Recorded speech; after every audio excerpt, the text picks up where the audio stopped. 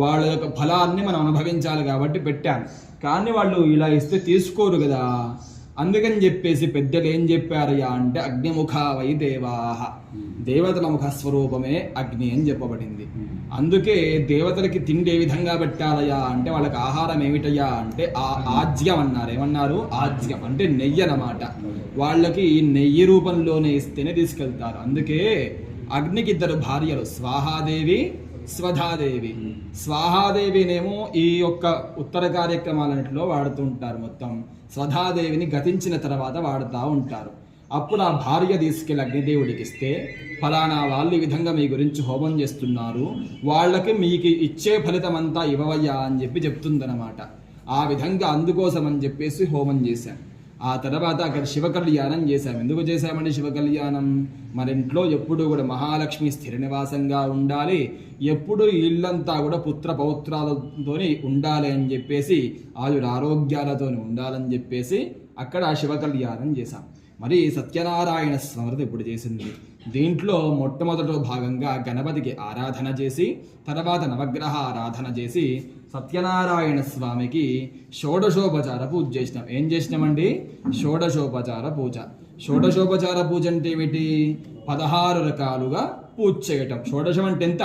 16 అని అర్థం. 16 రకాలుగా సత్యనారాయణ స్వామికి అర్చన చేసినాం. ఎందుకు చేసినాం అర్చన?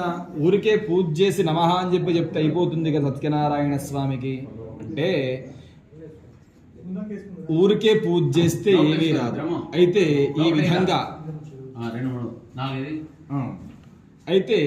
ఈ విధంగా ఎవరైతే పూజ చేస్తారో ఆ పూజా విధానం సరైనది అని చెప్పి చెప్పబడుతుంది.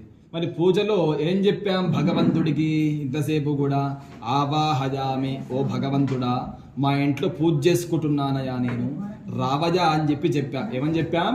రావజా మా ఇంట్లో పూజ చేసుకుంటున్నాను గౌరవంగా చెప్పాం. ఆసనం సమర్పయామి, బంధువుకు చెప్పారుగా ఏమని? మా ఇంట్లో పలానా రోజున పలానా సమయానికి పలానా ముహూర్తంలో గృహప్రవేశం చేసుకుంటున్నాము, మీరు తప్పక రండి అని చెప్పేసి వాళ్ళకి ఫోన్ల ద్వారానో లేకపోతే వాళ్ళ ఇంటికి వెళ్ళో చెప్తూ ఉంటారు. అదేవిధంగా భగవంతుడికి కూడా చెప్పాం, అజా భగవంతుడా రండి, మీరు తప్పక రండి, నిన్నే ధ్యానిస్తున్నానని చెప్పేసి చెప్పాం. ఆసనం సమర్పయామి, అజా భగవంతుడా నీకోసమే ఈ పీట వేశాను, దీని మీద కూర్చోవజా అని చెప్పాం.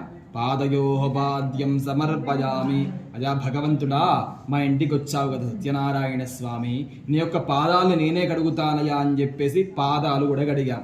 హస్తయోర్ఘ్యం సమర్పయామి, ఇంటికి వచ్చిన వాడికి గౌరవార్థం అర్ఘ్యం ఇవ్వాలని చెప్పి, ఆతిథ్యం ఇవ్వాలని చెప్తుంది. అందుకే స్వామివారికి అర్ఘ్యం ఇచ్చాను నీళ్లతోని.